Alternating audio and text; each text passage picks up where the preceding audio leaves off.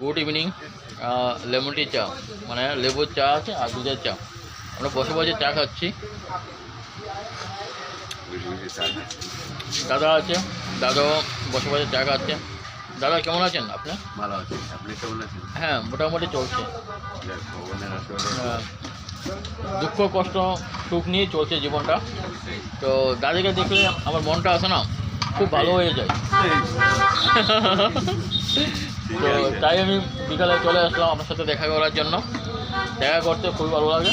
আর আমি ভাবছিলাম যে বসে বসে বিকালে চা খাবো, সেই স্বপ্নটাও পূরণ হয়ে গেল।